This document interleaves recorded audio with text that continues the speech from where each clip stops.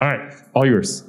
Thank you for the introduction. So yeah, this also has been worked by like me and my colleagues, and one of them is also presenting something about Find My, but in another slot. So I made it with an iOS talk into the Android slot. Anyway, so this is about the Find My feature after power off. So when you power off your iPhone, there's still Find My activated. And when I first saw this in the beta, I felt like, okay, now I have to put my iPhone in a blender to turn it off, maybe. So for those of you who don't have this, you need a very recent iPhone, so 11, 12 or 13 version and iOS 15. And then when you shut down your iPhone, you will get this dialog and it says iPhone is findable after power off. Then if you click on the help menu, you will even get more information about this. And I'm not sure if you can read it, but it says, Find My helps you to locate this iPhone when it is lost or stolen, even in power reserve mode or after power off. So it's an anti-theft protection, probably. And it's also marketed as a security feature. So if you want to disable this during shutdown, you have to enter your passcode. So this looks like this is the anti-theft feature, and it has a passcode and everything. It has to be secure. So the first question is it even a good anti-theft protection or not? And for this, we didn't do much of reverse engineering initially. We just had a very simple script running on a Raspberry Pi or other Linux system. You can just collect all the Find My advertisements over the air. You can either user-initiate it, shut down the phone, or you can also wait until there's low battery and it shuts down automatically. You can reboot the phone, unlock it, and so on. And then you can observe, is it findable with Find My or not? Are there beacons sent, etc.? And it turned out it doesn't work as you would expect. So the advertisements roll every 15 minutes. So far, so good. That's when the iPhone is still on. And if you have this power reserve mode, so your iPhone shuts down on this last % of battery, then after 5 hours, it stops to advertise. So roughly 5 hours, it's a bit more, but roughly like this. This is also okay. I mean, I don't want to damage my battery of the phone because of this feature. And then also, and that has been a real surprise, is that the advertisement stopped 24 hours after the user-initiated shutdown. So the thing where you get the dialog with the pin and everything, it only lasts for 24 hours. And also, even if you reboot your phone after 24 hours without unlock, so before first unlock, you will not have any advertisements. And also, it seems so I had one of my phones jailbroken before, but reverted this and so on. But this led to a state where I was shown the dialog of Find My during shutdown, but Find My was not actually running or activated. So I saw an error message in the log, but the user display still showed it would have been running. So that's also a weird thing here that, is not really secure.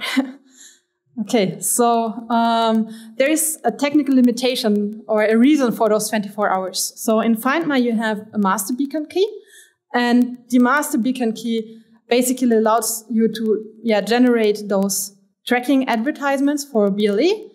And if you get the master beacon key, so if an attacker gets this, they know where you have been in the past. They can also predict the keys for the future, and they could track you. And this is why the master beacon key is really sensitive, and it's stored on an encrypted volume. And this is only accessible after the first unlock of the phone. And so what Apple did there is, okay, they don't have the master beacon key in plain text before first unlock, but instead, during shutdown, when they still have the master beacon key, they would generate 96 Find My advertisements, each of them valid for a time window of 15 minutes, which totals in 24 hours. And these are sent, first of all, to the Bluetooth chip, so that the Bluetooth chip can send advertisements. They are also stored in a database that's accessible before first unlock. So there's some data accessible before first unlock. So if you reboot the phone or boot the phone prior to the 24 hours, you will also see BLE advertisements, but they will stop even if the phone is booted. All right, so now to the first question. Is it a good anti-theft protection? I guess no. But I mean, it kind of works, but not really the way it's marketed. I guess the better protection of your phone is to actually have like a secure passphrase in your iCloud account, because the iPhone is also locked to your iCloud account and cannot be activated. So that's a way more efficient security mechanism than this Find My after power off. Okay, so now that we found out that it doesn't really protect you, what does it even do? That's the next question. So there's a low power mode. This is not the one where you get the yellow battery icon, but it's really a mode where the phone is off. The reason why I call it low power mode anyway is that internally the Apple developers call it like this. So there's also different abbreviations like LPM, LEPM. They also call it power reserve. So it's not really a unique naming scheme around this. And so that's the name that I gave this, or the developers gave to this. And in low power mode, the phone is like off. So that means there's two ways to enter low power mode. So the first one is user initiated. That's the one with the shutdown dialog, where you shut down your phone and you have this dialog and you can opt out of this. And if you press the power button in this mode, then the phone will just boot because it still has battery. And then there is an automated one, which is also called power reserve mode. And in this mode, you do not only have Find My, but also express cards and keys, which I will explain in a second. And you will not have any dialog. And the only opt-out of this is that you disable Find My, or that you also disable express cards and keys in the settings. And if you press power button there, then you get this red battery icon and the feature list, like what is currently active. The basic working principle of this is you have iOS, and when it shuts down, it sends to the firmware now, like, we are entering low power mode, and it also sends some other information. So for example, for BLE, it's the advertisements. And then the application processor, so main processor, and also AOP and a couple of other chips, they all shut down. But Bluetooth is like still awake and is powered by the power management unit. And this one is now running a standalone firmware. So this firmware runs without iOS. And yeah, so it's basically like an IoT device or something. There's this other feature, express cards with power reserve. And this has been introduced in iOS 12, so quite a while ago. I think people just don't ask themselves, why is NFC working while the phone is off? And I mean, people have like credits cards and stuff, so they just are used to NFC being a feature that works without battery. But actually, even back then, the NFC chip was running in this power reserve mode, being powered by the PMU. And the way it works is, usually if you have a credit card in your wallet, then there would be a secret stored in the SEP, Secure Enclave Processor. But if you have express mode enabled, then you don't have it stored there, but you only have it in the secure element. And the difference is you don't have to enter a PIN. So as soon as you configure your credit card to work in express card mode without a PIN, it will also enter this express card mode in power reserve. And then Apple decided to add another feature. And suddenly we go to digital car keys. So the digital car key 3.0 is a new protocol, and it supports Bluetooth and ultra-wideband. So this is the one that Sergeant Kapkan also has been speaking about in the keynote, where we have the secure distance measurement over ultra-wideband, and we have Bluetooth as initial technology to detect where the car is. And this digital car key is also supported in power reserve. So we now need a technology or a feature that allows us to run Bluetooth, ultra-wideband, and NFC, and also the secure element and the NFC chip, while the phone is in power reserve. So that's it. Yeah, 3 technologies, 3 wireless chips so far running while the iPhone is asleep. For this, there were hardware changes. So you can look on the internet for leaked data sheets of iPhones in some forums for a small fee or even free if you like good at searching on the internet. And there were some hardware changes. These hardware changes were introduced since the iPhone 11 hardware design. So back then, so that was like a few years ago, they already planned for having digital hierarchy 3.0 support in their hardware. And for this, they now have, well, they have NFC with the secure element. That's where your credit card is in. But they also have the express cards and key for the hierarchy. And for this, they have an I2C connection to the ultra-wideband chip and also to the Bluetooth chip, which happens to be a combo chip with Wi-Fi. So it's just like one connection going to another chip. The Bluetooth chip can also wake ultra-wideband, which is meant to save some power so that we have digital hierarchy only with Bluetooth, and then when it's needed, ultra-wideband wakes up. So I assume, I mean, I don't have a confirmation of that, but I assume that the Find My after power off feature is just the byproduct of the digital hierarchy. So they were like, okay, now we have this LPM support. Let's also build something other that is nice. But the long-term planning has been for a different feature. And also, if you look into iPhones and their hardware, what you can see is the NFC plus secure element low power mode that is used for keys and credit cards. That's since the iPhone XR. But if you want to have this low power mode for the Find My, then it's only supported if the devices also have ultra-wideband. So ironically, even though the iPhone SE released in 2020 has the same Bluetooth Wi-Fi combo chip, the ultra-wideband chip is not there, and there's also not support for this. I'm not sure if this is because there's no wiring to the PMU or something, so I don't have a leaked data sheet for this one, but the chip should support it. So it's just something either in the hardware or because Apple so far only built one firmware image that has all those things in one module. So it might be updated in the future. Now, coming to the firmware. So this is the thing that is now running on the chip while the iPhone is off. And there's really the question, like, what is it doing? What is happening here? What are the security assumptions in there? And of course, there's also firmware running in NFC, but this one is encrypted and signed, so hard to look into it. And there's ultra-wideband firmware. This one is not encrypted, but still, you will see in a second why Bluetooth is the easiest one to analyze. So there's one difficulty, which is, as of now, there is no iOS 15 jailbreak. So we have to be a bit, we have to think of possibilities to analyze it without a jailbreak. And the first one is you can install a Bluetooth debug profile, and with this you can access logs, and in those logs you see how the low power mode is initialized, and you can see that there's different commands being sent to the Bluetooth chip during power off. And this already indicates, like, well, only the part that only the hex numbers would be obvious from the log, so not their meaning.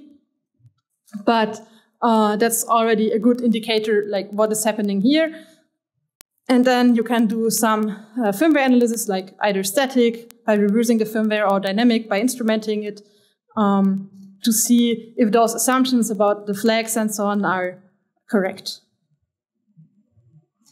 And for this, it's important to understand the Bluetooth firmware patch format. So there's a patch format where you have a patch that is applied to the basic ROM image. So this is the file where also the low power mode firmware is stored in. So the whole module is in there, also more stuff, more patches.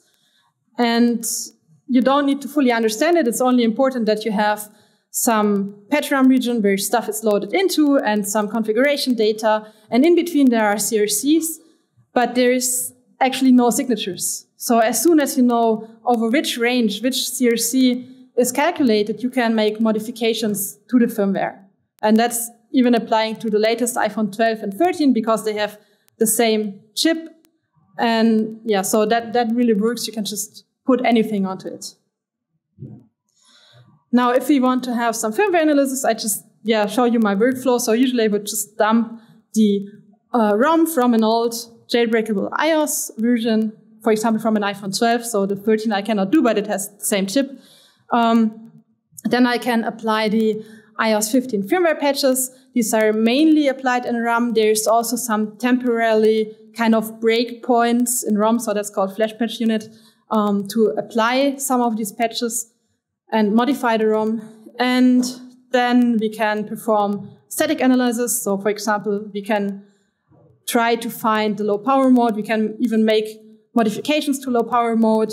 And then we can load the patched firmware onto a jailbroken iPhone, including low power mode, and then try to experiment with this. So via Internal Blue, which is a framework that we created earlier, we can set breakpoints, we can look into memory contents and so on after interacting with the low power mode firmware. And most of this really looks like this. You just stare into IDA, and like on the left-hand side, you can see function names, but they were not there initially. So I stared a long time into this and assigned some names. So some of them are pretty clear what they do. Some of them I just know like they belong to a certain module or something. And over time, just make it more precise what each function does. And that's like just staring onto it. And these symbols, we already uploaded them into the Frankenstein repository. So this is also part of, we made this public. So you can have our results and confirm them if you want.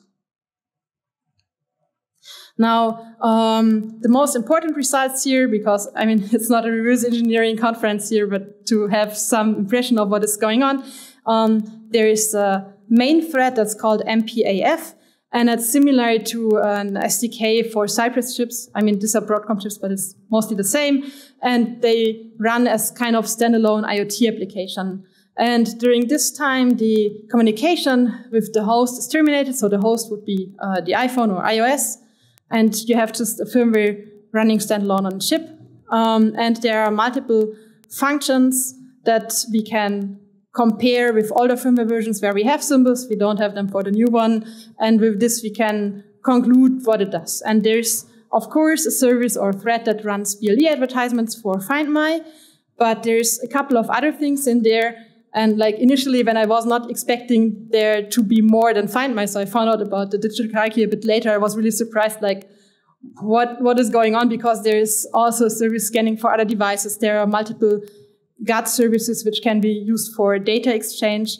And that's likely all being used for the digital hierarchy. And also this low power mode thread is also reading and writing to something over I2C, which is probably the secure element. So it's also the debug strings say it's SE or SCP, but I think it's just secure element. So this is all in there in the firmware, and you can just analyze it.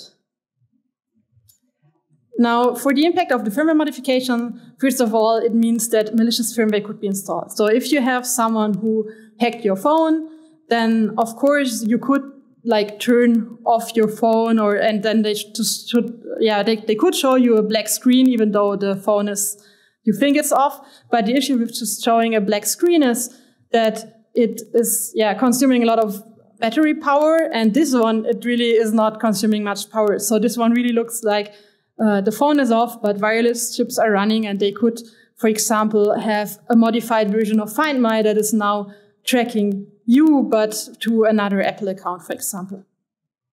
And also something nice for those who want to do research with this or the results that we have, we can now analyze firmware on iPhone on the latest one, so 11, 12, 13, and so on, so the latest chips. And we also have some support for these now in the Internal Blue and Frankenstein framework. So Frankenstein only for the patching in C and not for the emulation, but that's really cool. So you can write C code for the firmware and compile it and run it on your iPhone.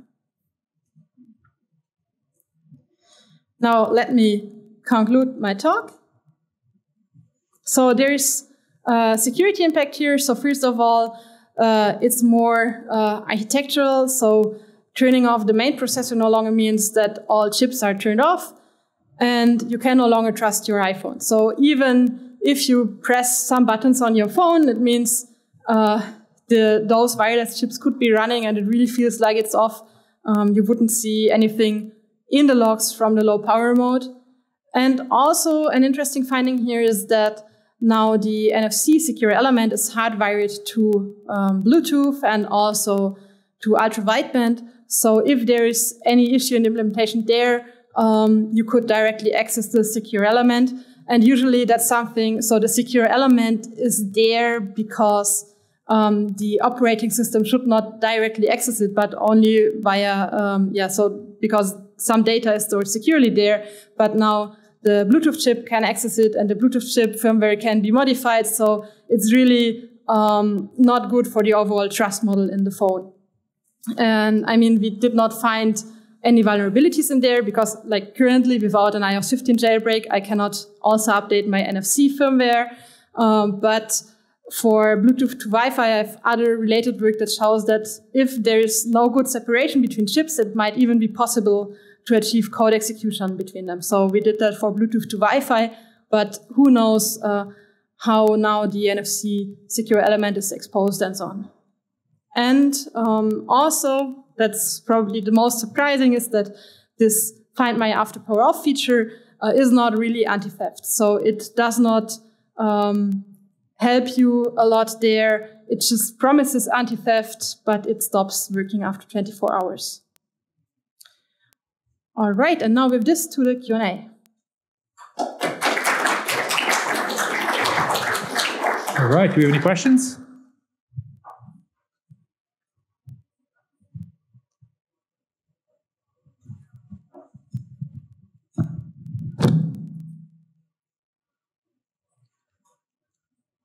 Okay, first, so obviously an awesome talk. It was very interesting to hear. All of these things are over on the other side, on the iPhone, on the iOS world.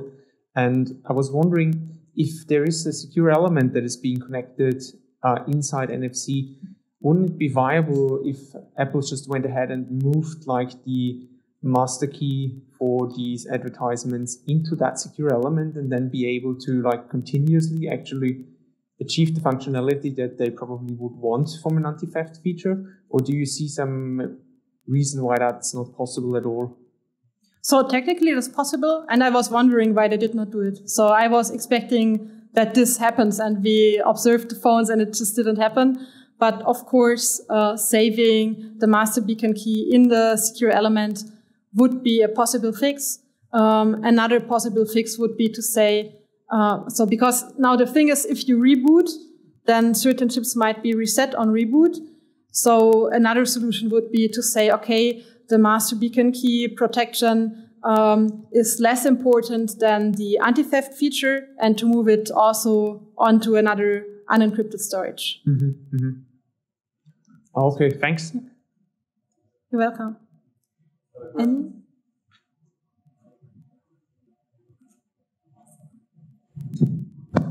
So from the anti-theft perspective on this, is it maybe not anti-theft, but maybe anti-theft deterrent, right? So if the Find My network is out there with everyone's iPhones knowing that you're around, and the likelihood that you would take this device to your home, the last beacon might be near a location where it's going to be. Is that maybe a more plausible explanation of the utility it provides? Kind of. I mean, if as an attacker you know, or like as a thief you know when it stops beaconing, then you know you put it in a Faraday cage for 24 hours and it's good. I don't know. But I guess like, most people maybe don't know that, right? So it's providing some sort of level of deterrent to some extent. Yeah. All right, so let's thank the speaker again.